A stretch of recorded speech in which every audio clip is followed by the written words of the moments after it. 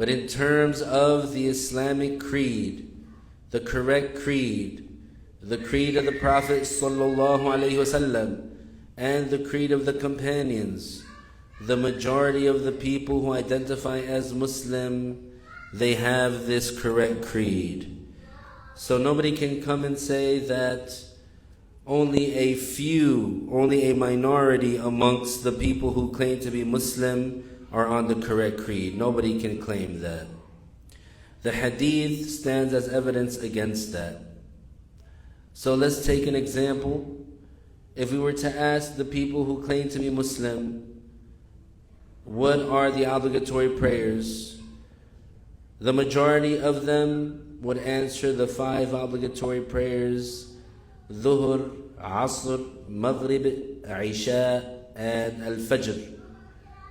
And only a minority among those who claim to be Muslim would say that we don't have to pray 5 times a day. They would say we're only obligated to pray less than that. And of course they are deviated. If you ask the people who claim to be Muslim, what is the judgment of fasting Ramadan? The majority of them would say it is an obligation, and only a minority among them would deny and say that it is not an obligation. And of course they would be deviated.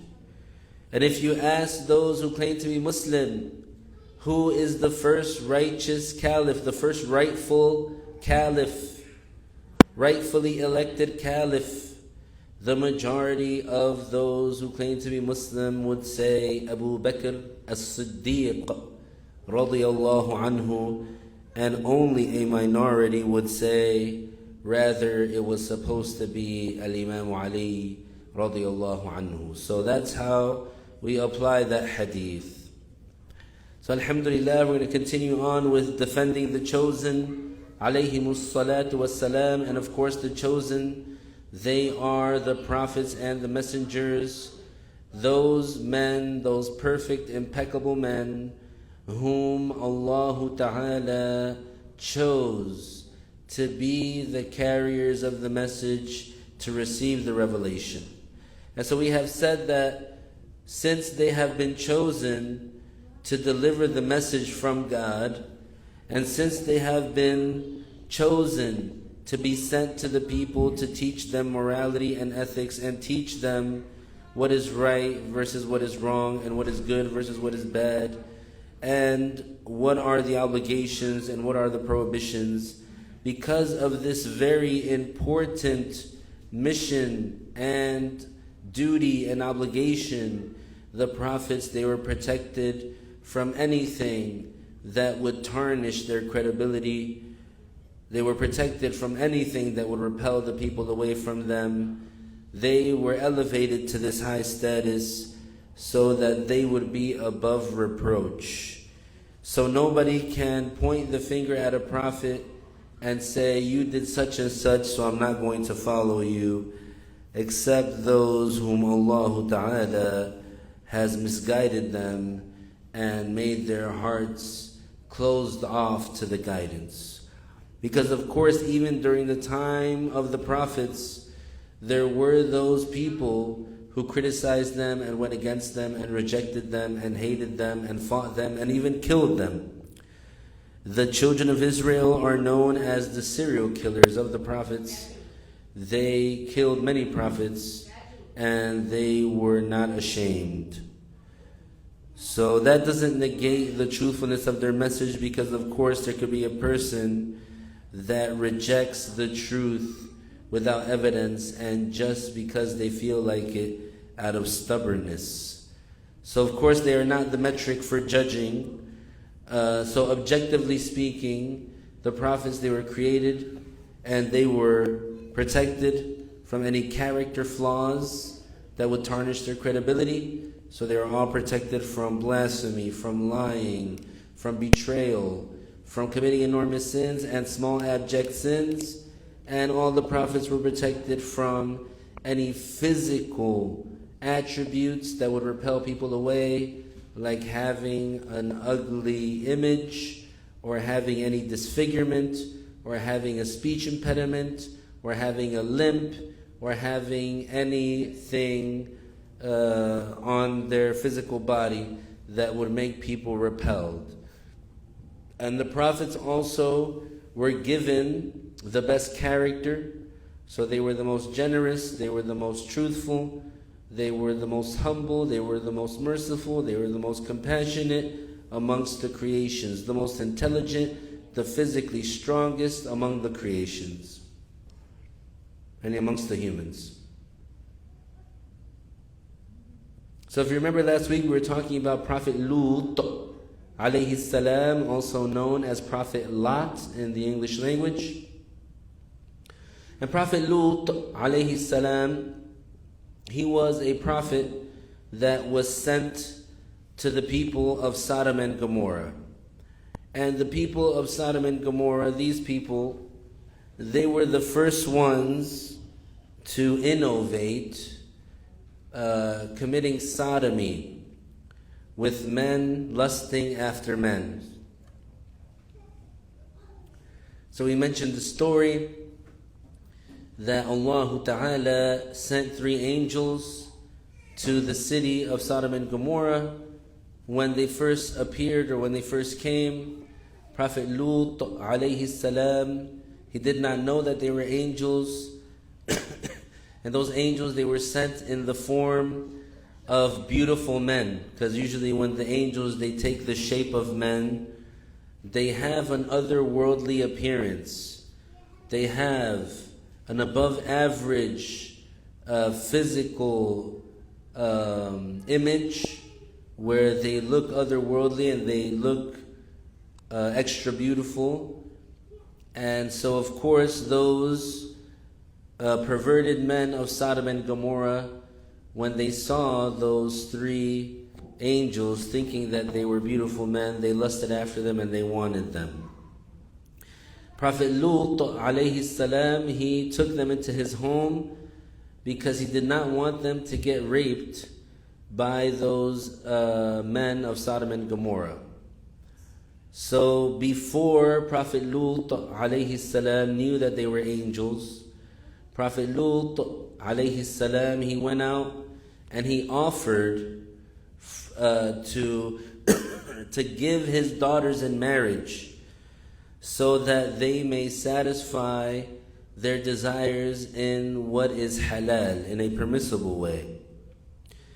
So this is the correct story, the true story. The Prophet Lut alayhi salam, what's mentioned about him in the Quran, that he offered his daughters, it was for marriage.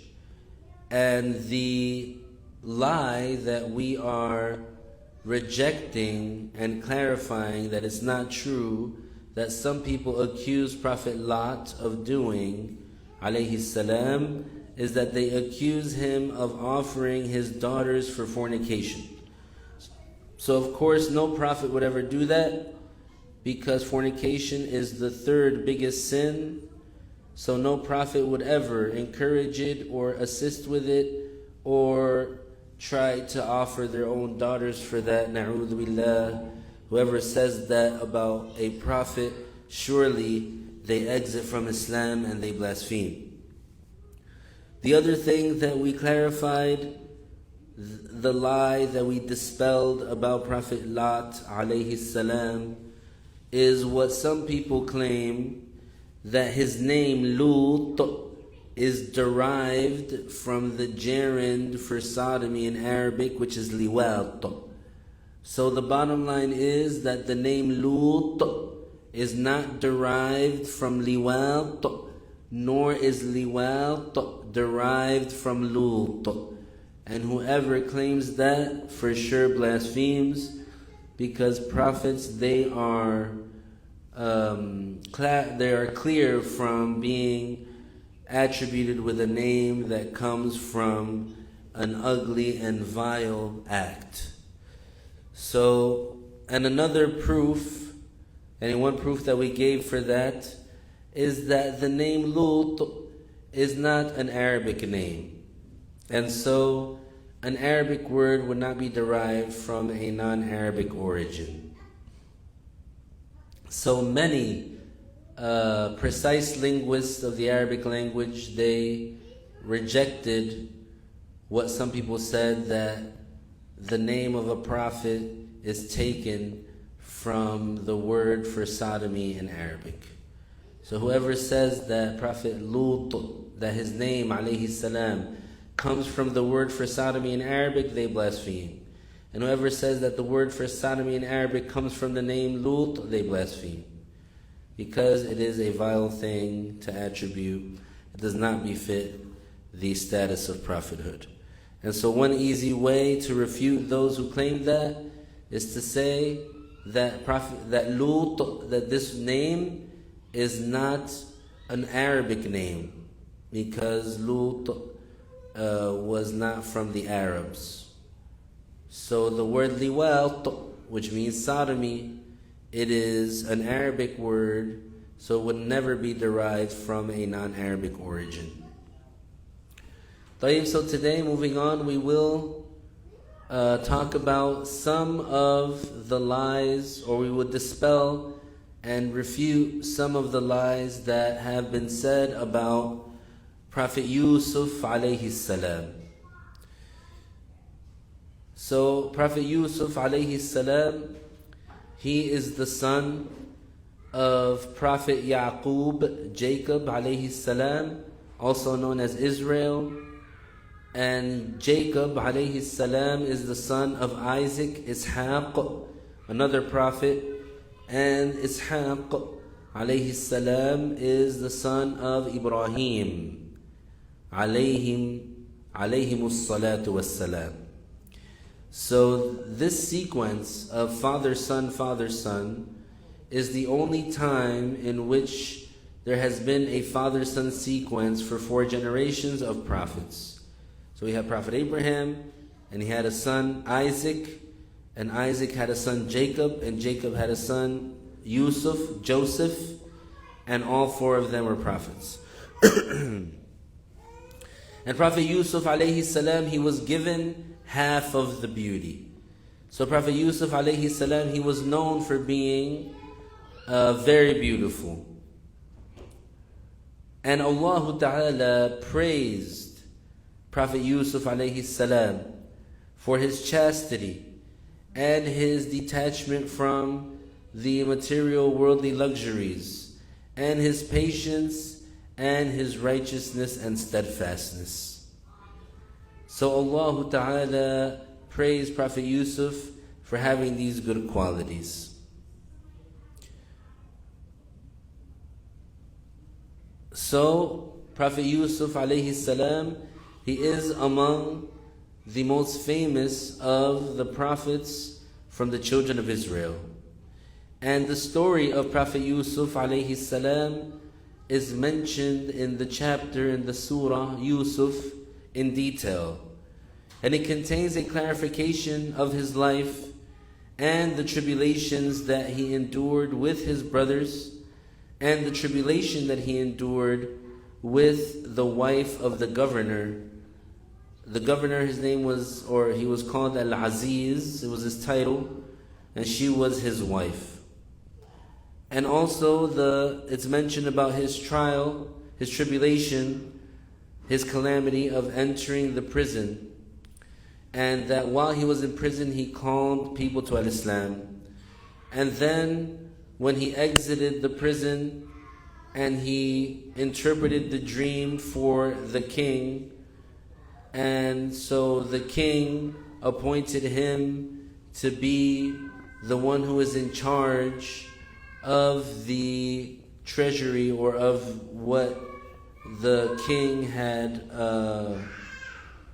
what he had saved during the years of abundance in Egypt. And then after Prophet Yousuf alayhi salam, he had risen to that position where he was in charge of distributing the abundance. His brothers, they came to Egypt because of the famine.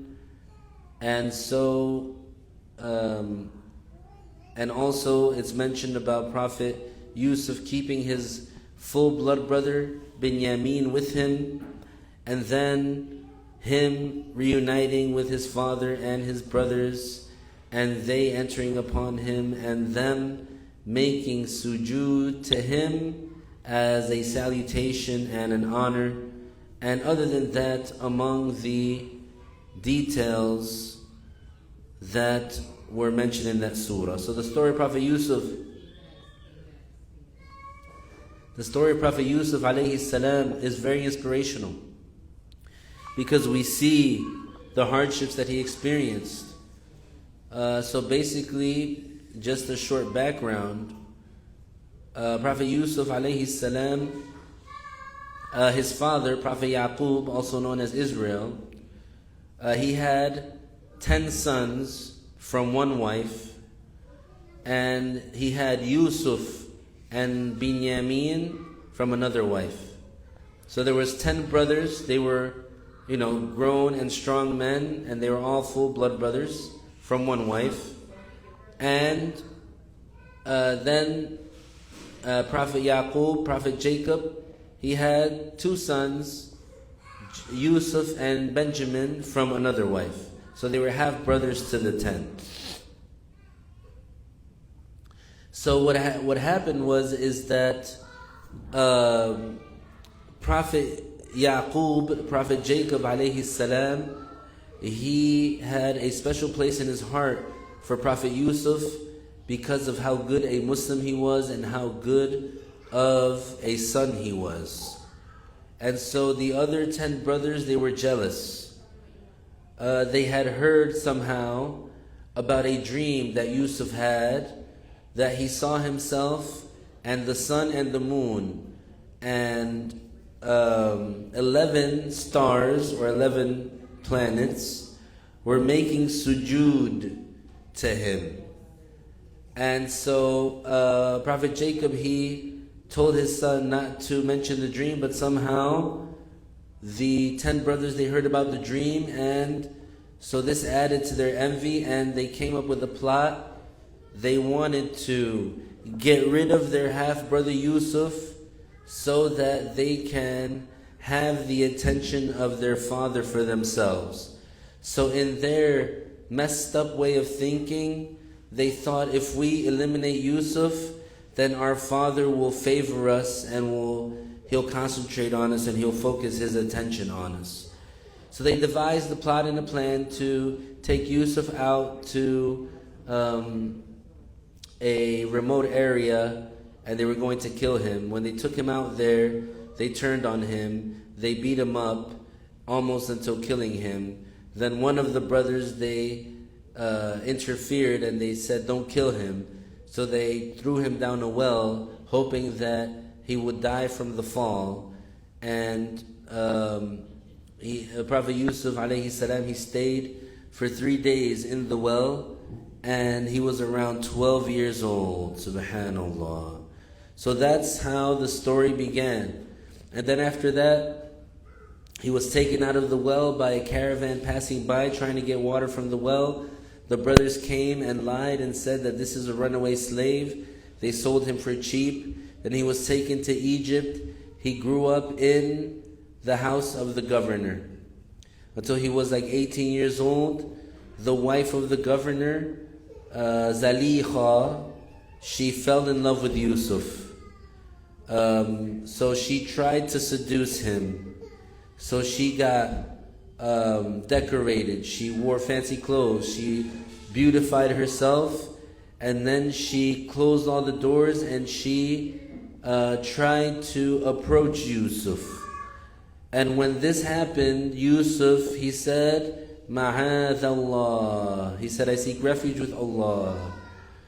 And the first instinct of Prophet Yousuf was to push her away. But Allah Ta'ala inspired Prophet Yousuf to instead turn and run away. So when he did that, she ran after him. And when he got to the door to get out, right then when he opened the door, her wife, the husband of Zalikha, he was there. And immediately what she did is she tried to blame Yousuf. Immediately she tried to say that he's the one who tried to seduce her and tried to throw himself on her. And so then he was exonerated at that moment because they looked at the evidence and they saw that his shirt was torn from behind. And so this proves that he was running away from her. And so we see how Allah Ta'ala protected Prophet Yousuf from being suspected of doing such a vile thing. So this is the real story that happened. It never was the case that Prophet Yousuf desired to fornicate with her. It was never the case that he wanted to fornicate with her. It was never the case that he had the inclination to fornicate with her. This is incorrect and untrue. So this is what we exonerate Prophet Yousuf from being accused of. Some people, they say about Prophet Yousuf alayhi salam that he wanted to, and this is blasphemy. So among what is an obligation to believe is that Allah Ta'ala protected his Prophet Yousuf alayhi salam and cleared him of the vulgar act and protected him from fornication and from wanting fornication, just as Allah Ta'ala protected the rest of the prophets alayhimus as-salatu was-salam. Because the scholars of Islam, they have unanimously agreed that it is an obligation for the prophets to be protected, that it is necessary that the prophets be protected from all vileness and vulgar things like fornication, and like foolishness and like cowardice. And so this is the meaning of what was mentioned in the Quran about Prophet Yousuf alayhi salam, negating from him any vileness or vulgarity, and affirming that Prophet Yousuf alayhi salam was pure and chaste and that he did not want to fornicate. كَذَلِكَ لِنَصْرِفَ عَنْهُ السُّوءَ وَالْفَحْشَاءَ إِنَّهُ مِنْ عِبَادِنَا الْمُخْلَصِينَ. So this ayah proves that Allah Ta'ala protected Prophet Yousuf alayhi salam from the fornication itself and from wanting it. So Prophet Yousuf alayhi salam, he stayed in the house of the governor in Egypt, and he was the governor. He was known as Al-Aziz. And of course Prophet Yousuf, he was given the half of the beauty, so he was very beautiful. And so when he became a young man, the wife of Al-Aziz, she fell deeply in love with him. Yani to the extent that they describe her love for Prophet Yousuf alayhi salam as a specific type of love. In the Arabic language, as you know, there's different words for the levels of love. And so they say, شَغَفَهَا حُبُّهُ, which means that the love that she had for Yousuf penetrated the inner part of her heart. When she saw, or because she was taken by his extraordinary beauty. So one day she wanted to seduce him or try to make him fall into fornication, yani by force. And she was very beautiful as well, and she had a lot of money, and she had a big title. And so she closed all the doors and she prepared herself to ambush Prophet Yousuf alayhi salam. And she wore her best clothing, and she explicitly invited him to her without any shame. And she asked from him what does not befit the status of a prophet. And so, she was very keen. She made very sure, she tried very hard to do it. But of course, the chaste and pure, impeccable Prophet of Allah,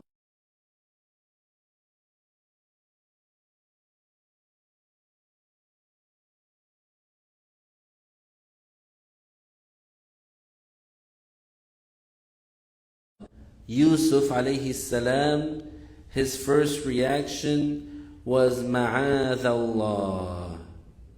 He did not want to fornicate with her. He was not affected by her beauty or by her approach to him. Instead, he said, ma'adallah, which means I seek refuge with Allah from doing such an action. And then he said to her what is mentioned in the Quran, إِنَّهُ رَبِّي أَحْسَنَ مَثْوَايَ إِنَّهُ لَا يُفْلِحُ الظَّالِمُونَ. And also in the ayah, also he mentioned what is mentioned in the ayah. Oh, and then what's mentioned in the ayah happens next. وَرَاوَدَتْهُ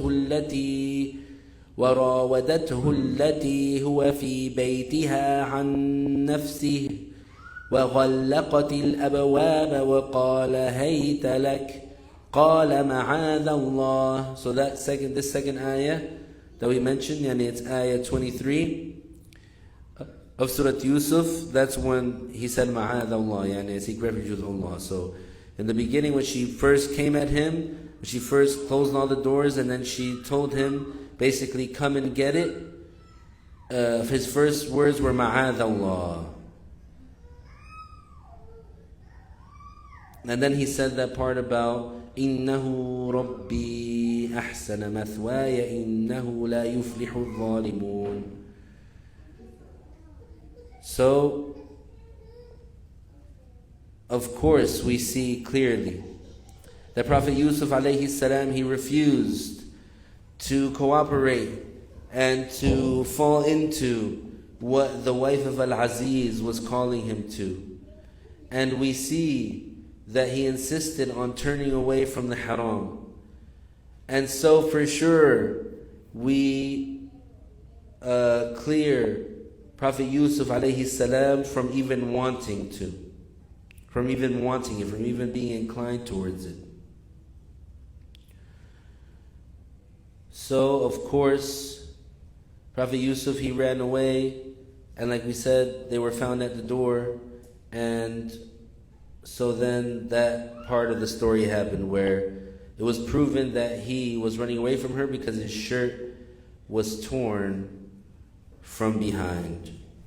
So from this it is known that it is not valid and not permissible, and that it would be blasphemous for someone to believe what is narrated from some of the explainers of the Quran, which what we're about to say is obviously bad,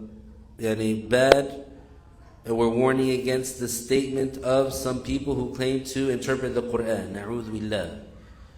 What is narrated from some of them, even we don't confirm that the narration is confirmed. We don't confirm that it has a connected chain. But some of the scholars of tafsir, it's supposedly narrated from them, or some of the explainers of the Quran, supposedly it's narrated from them, and of course it's incorrect, it's not true at all. They claim that Prophet Yousuf alayhi salam, that he unbuttoned his pants, wal-iyadhu billah, and that he sat, or he positioned himself the way a man positions himself with a woman. Na'udhu billah. So of course this is invalid and that is blasphemous. This does not befit a prophet amongst the prophets for him to do that. The prophets are protected from ever wanting to fornicate and the prophets are protected from ever wanting to do the acts that lead to fornication. The prophets are protected from being inclined towards fornication and from being inclined to the acts that lead to fornication, yani the precursors to fornication. And so even in the Quran, the exoneration of Prophet Yousuf, it is mentioned in the ayah, قالت امرأة العزيز الآن حصحص الحق أنا راودته عن نفسه وإنه لمن الصادقين.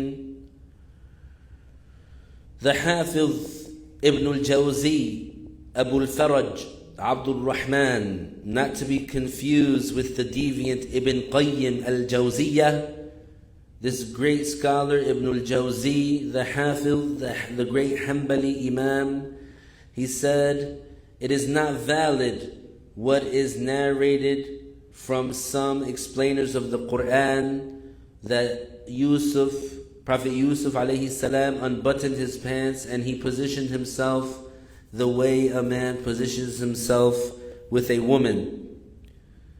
Because if that had occurred, it would have shown that he had the firm intention to do it, and the prophets are protected from having the conviction to commit fornication. So no prophet would be inclined to do it, no prophet would ever want to do it or have the firm conviction to do it.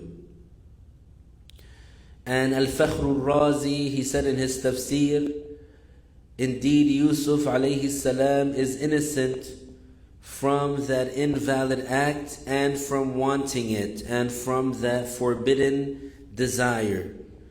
And this is the saying of the meticulous and precise explainers of the Quran and the Islamic scholars of the creed. And by that we take, and this is what we defend. Yani Ibn al-Jawzi, he's saying that. He mentions it himself, and then, Al-Fakhr al-Razi, he's saying that, and then he's saying, this is what I say, and this is the position that I defend.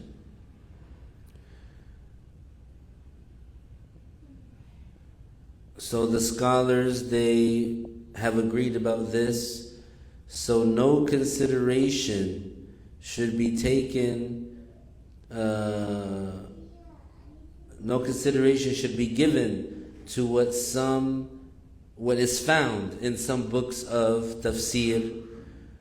We don't even, let's say, attribute that to the original authors. We say this is something that someone planted in their books, that we don't even attribute it to the authors of those tafsir, but we say regardless of what famous name tafsir it is found in, it is disregarded, it is invalid, it is blasphemous.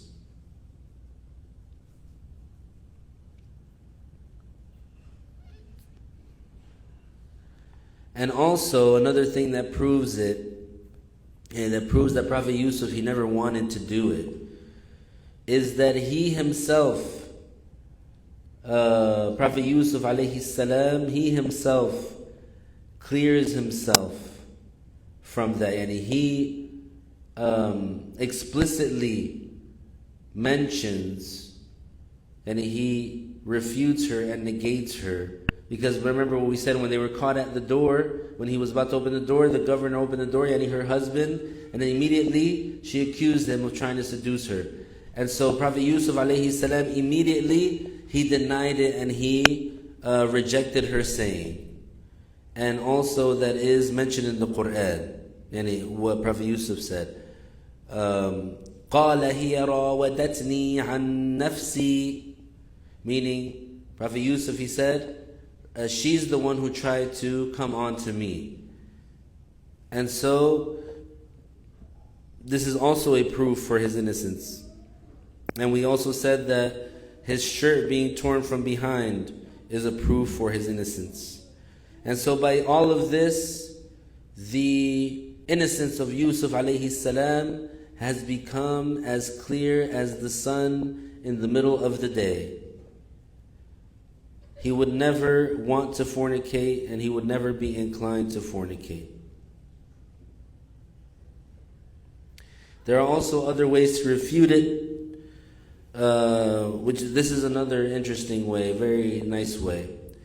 So in another chapter of the Quran, right, the famous story about when the devil blasphemed and when he promised to Allah that he would misguide as many people as he can, and that he would try and make as many human beings go to hell with him as possible. So this is from Surah Sad, verse 82 and 83. فَبِعِزَّتِكَ لَأُغْوِيَنَّهُمْ أَجْمَعِينَ إِلَّا عِبَادَكَ مِنْهُمُ الْمُخْلَصِينَ. So Iblis is saying to Allah, I swear by your majesty and your glory, surely I will deviate all of them, except your chosen sincere slaves, al-mukhlasin. They're called al-mukhlasin. Those righteous Muslims that are protected from sin, that Allah Ta'ala gave them the ability to obey and protected them from sin. And in another ayah, another surah, this is also repeated. قَالَ رَبِّ بِمَا أَغْوَيْتَنِي لَأُزَيِّنَنَّ لَهُمْ فِي الْأَرْضِ وَلَأُغْوِيَنَّهُمْ أَجْمَعِينَ إِلَّا عِبَادَكَ مِنْهُمُ الْمُخْلَصِينَ. So again, in these ayat, the devil is saying, Oh my Lord, you misguided me and you willed for me to be misguided, so surely I will decorate evil for the humans on earth, and I will misguide all of them except those chosen slaves who are al-mukhlasin. Again, this title, al-mukhlasin. And so, what did Allah Ta'ala describe Yousuf as being? He described him as being innahu min ibadina al-mukhlasin.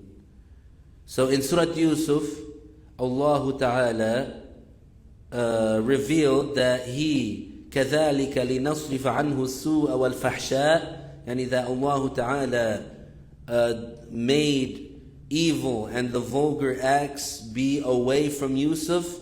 Indeed, he is among our righteous slaves, al-mukhlasin. He is among our slaves who are al-mukhlasin. So even the devil admitted in that other surah, in those other surahs, that he would seduce and deviate the children of Adam, except those who are called al-mukhlasin, except the slaves of Allah who are al-mukhlasin. And in Surah Yousuf, Yousuf is named as the slaves of Allah who are al-mukhlasin, amongst the slaves of Allah who are al-mukhlasin, meaning that the devil has no influence or way to deviate Yousuf alayhi salam. And so Yousuf is among that category that's protected by Allah. So Iblis has no power over him. And so that is among the strongest evidences that Yousuf did not want to fornicate and was not inclined to fornicate. Now, so someone might ask, well, what do you say about the term hamma that is mentioned in Surah Yousuf, in the story between Yousuf and the wife of Al-Aziz?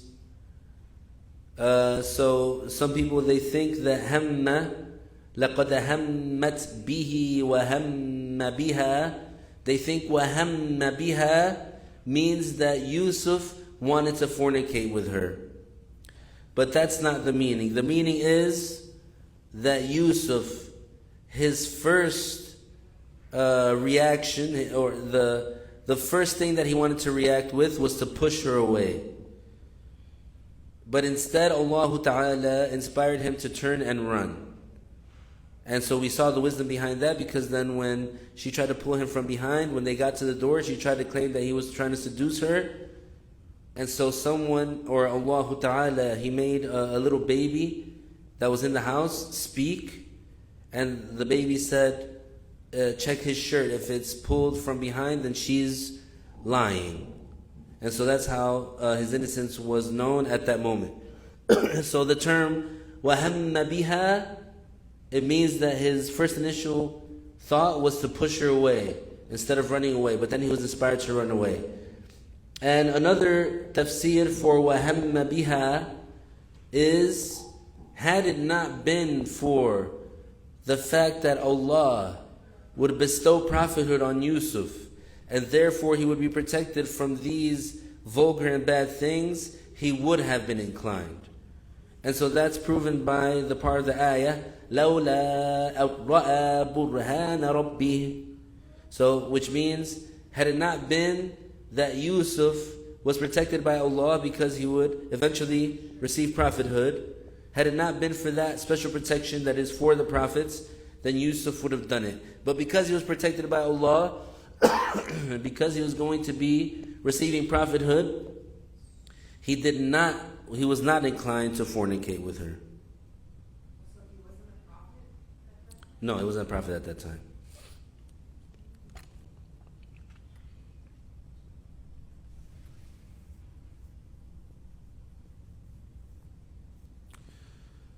Yani, so in any case, it is not proper or appropriate or valid to attribute the desire to fornicate to a prophet.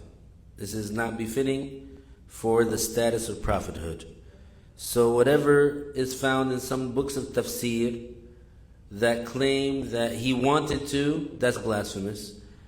And of course, we don't take that regardless of what book it's mentioned in. And whatever is found in some books of tafsir, na'udhu billah, that they claim that Prophet Yousuf unbuttoned his pants and that he positioned himself the way a man positions himself with a woman, and for intercourse, that is also blasphemous, and for sure we do not attribute that to Prophet Yousuf alayhi salam. Now we will refute and dispel some of the lies that Prophet Ayyoub alayhi salam, Prophet Job. Prophet Ayyoub alayhi salam, before the calamity befell upon him, he was among the wealthy prophets who lived in a village called Al-Bathaniyah, and it's one of the villages of Hawran in the land of Asham, between the city of Damascus and Adri'at in Jordan. So as you know, Asham, it was the whole area of what today is known as the Levant. So it's more than just Syria. And so Allah Ta'ala bestowed upon Prophet Ayyoub alayhi salam vast possessions and wealth, and he had fertile lands and health and many children. And Prophet Ayyoub alayhi salam was a grateful slave of Allah, grateful for his endowments that he had from Allah, and he was poor, and he used to take care of the orphans and the widows, and he would honor his guests, and he would keep the ties of kinship even with those that cut ties off with him. Then a great severe worldly calamity befell Prophet Ayyoub alayhi salam. And this is in no way to indicate that he does not have a high status to Allah, because the infliction of worldly calamity is not a sign that that one who received the worldly calamity is not honored by Allah. Rather, having many worldly calamities is a sign that the person is favored by Allah. Because the Prophet ﷺ, he was asked, O Messenger of Allah, who are those that receive the severest calamities? And he said, Al-Anbiya, ثم الأمثل فالأمثل فيبتل الرجل على حسب دينه فإن كان دينه صلبا اشتد بلاؤه. So basically this hadith is saying, when the Prophet ﷺ was asked, who are those that receive the most severest calamities? He said, the prophets, then those after them in status, and then those after them in status. The man is inflicted with calamity according to his religiosity. So if he had a strong religiosity, his calamities would be more severe. And if his religiosity was weak, he would receive the calamities based on that. And so the calamities would keep on befalling the slave until he would be walking on the earth without any sin.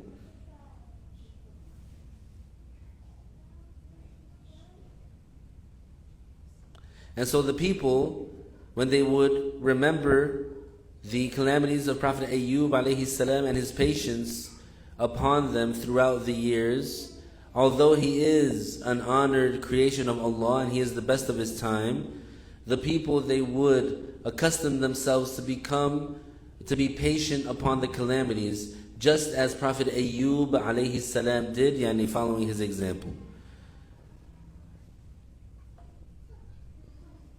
So what happened to Prophet Ayyoub alayhi salam is some demons, they came to his lands and they burned it, and they killed his sheep and his camels and his slaves, and they destroyed his lands. And when he saw what happened to his wealth, he was patient and he did not object to Allah. Then the demons, they returned to their actions and their corruption, and they killed the children of Prophet Ayyoub alayhi salam who were in their father's home or their father's castle, enjoying the endowments from Allah. So the castle, there was a shook, and the walls fell and crumbled, and all of them were killed, and none of them survived. When this news reached Prophet Ayyoub alayhi salam, he cried, but he did not face this calamity except with patience. And so Iblis, the devil, and his agents, they were severely annoyed by the reaction of Prophet Ayyoub alayhi salam when they saw his patience and his submission to what Allah willed.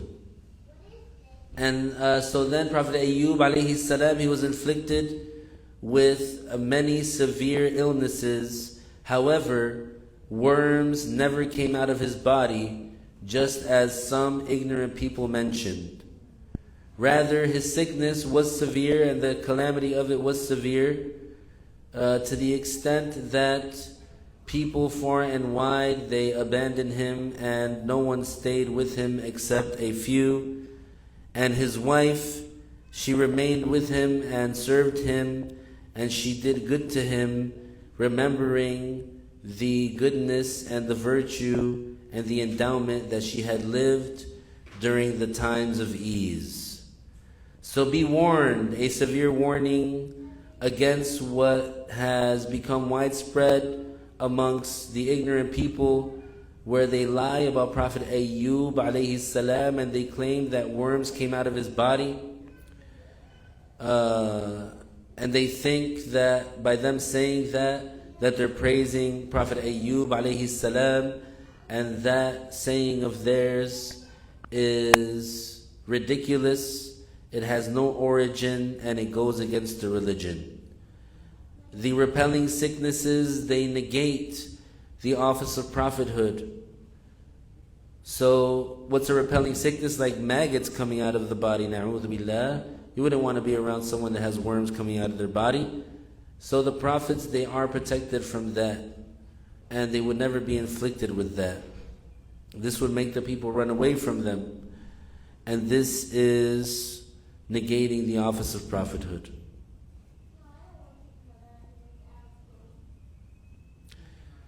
So, worms coming out of the body, this is something repelling and something not befitting to attribute to a prophet. But if someone did not mean or understand anything demeaning or degrading, and he did not think that merely worms coming out, that by itself is something repelling, and rather they wanted to praise Prophet Ayyoub alayhi salam, that even though that he had worms coming out, that he was patient and did not object to Allah, such a person does not blaspheme. But him saying that is haram, forbidden. As for the person who understands or thinks or believes that worms coming out of the body of Prophet Ayyoub is repelling, and then still attributed that to Prophet Ayyoub, then that person exits from Islam. Wal-'iyadhu billah. So I hope we understand the detail there. As for what some people say, that for sure it's blasphemy, where they claim that he would replace the worms and put them back on his body and tell them, eat from what Allah provided for you, that for sure is blasphemy. Because that would now fall into the category of self-harm. And the prophets, they don't do that because that's an enormous sin. So this is blasphemy for sure, with no detail, because it's attributing an enormous sin to a prophet of God. And this is known by the religion by necessity, that this is an enormous sin, to harm the self and to harm the mind and to hurt the body. And also it contains attributing foolishness to a prophet of God. And the prophets, they are clear from that.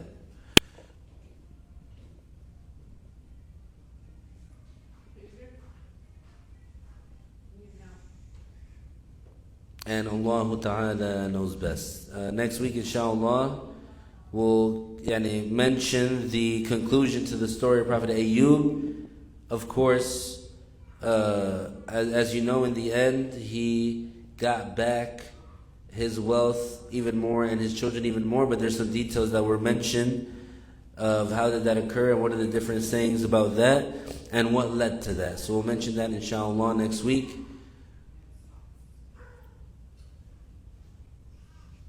So for sure, of course we know that if someone has worms coming out of their body or somebody's afflicted with that sickness, it is repelling.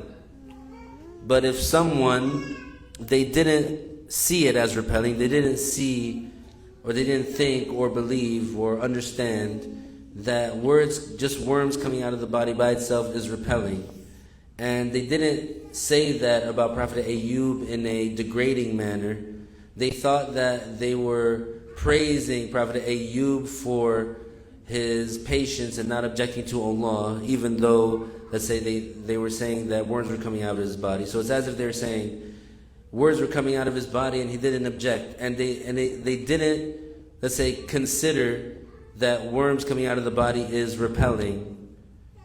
Then in that case they don't blaspheme, but they commit a sin for saying that about Prophet Yousuf. Now if the person, for example, considers that worms coming out of the body is repelling and still they attributed that to Prophet Ayyoub, then they blaspheme. So that's the detail. As for what some people claim about that he took the worms after they fell off and put them back on his body, then of course that's blasphemous because that would be attributing an enormous sin to a prophet, and also foolishness as well. Wafikum ameen. Are there any other questions? No.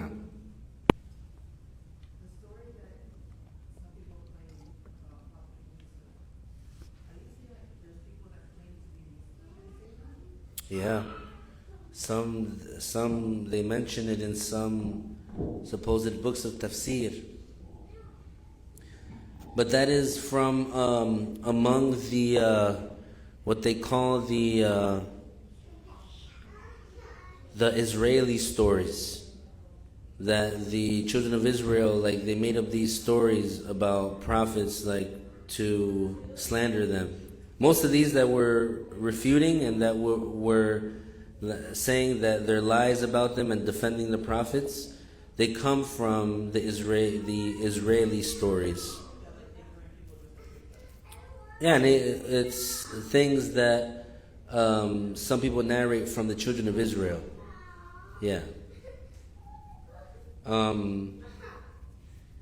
So a lot of things like that come from that, because they they have this thing against the prophets. They're the serial killers of the prophets. They slander them, they talk bad about them, they attribute ugly things to them, so they can justify their own ugly actions. Na'udhu billah.